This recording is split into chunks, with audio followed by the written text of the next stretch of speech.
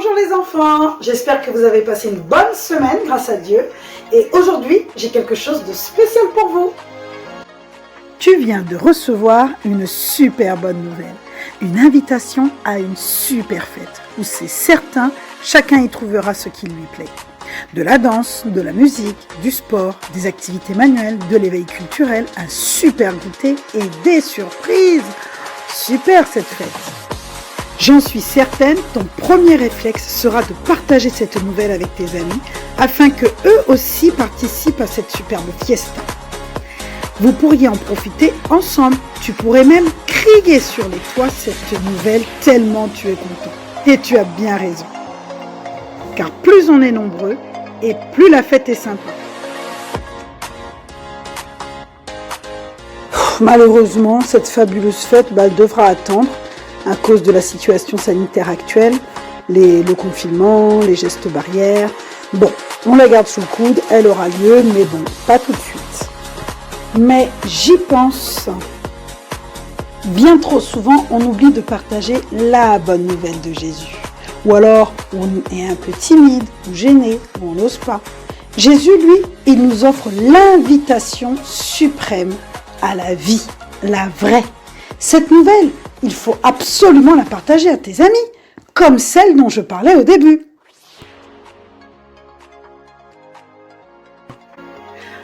Aujourd'hui, je vais vous raconter l'histoire d'un homme qui a justement cherché à partager cette bonne nouvelle avec plusieurs personnes.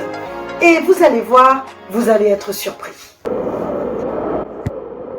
Un soir, après une campagne d'évangélisation particulièrement fructueuse, l'évangéliste anglais John Wesley, un religieux qui a fait de grandes choses pour l'Église au XVIIIe siècle, rentrait chez lui.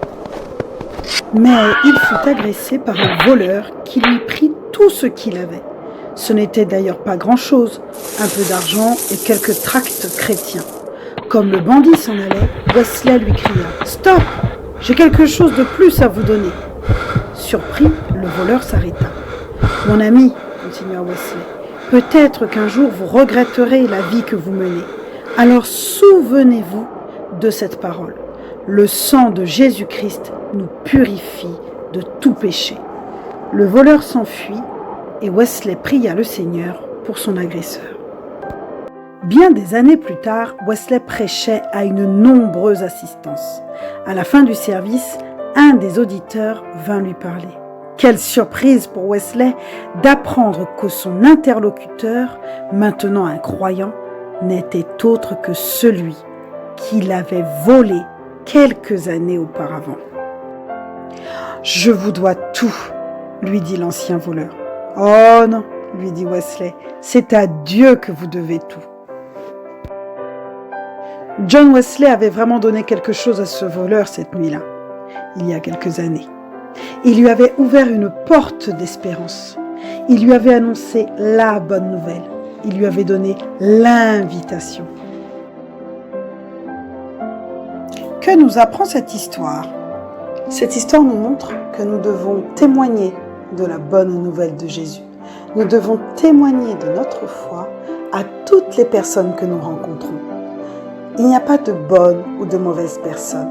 C'est Dieu qui change les cœurs. Nous devons annoncer cette bonne nouvelle afin que de plus en plus de personnes croient et soient sauvées. Regardez ce voleur. Il a bien tout laissé de côté, tout abandonné pour suivre Jésus. Et c'est une merveilleuse nouvelle. C'est la fête dans le ciel.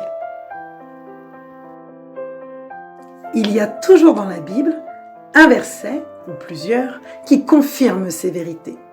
Vous êtes prêts à apprendre celui d'aujourd'hui ? Attention, Dieu veut que tous les hommes soient sauvés. 1 Timothée 2, verset 4.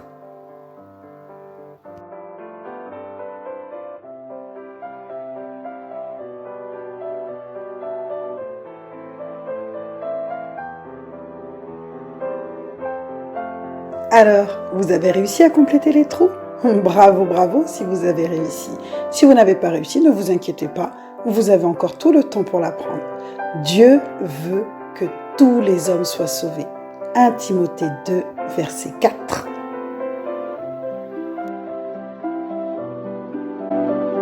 voilà, notre petit temps de partage est terminé. J'espère que vous partez motivés pour parler de Jésus à toutes les personnes que vous rencontrerez. Et puis, comme la semaine dernière, on va se quitter avec un petit chant. Et justement, ce petit chant, il dit « Dites-le fort, annoncez ce que Dieu a fait ». Allez, au revoir les enfants.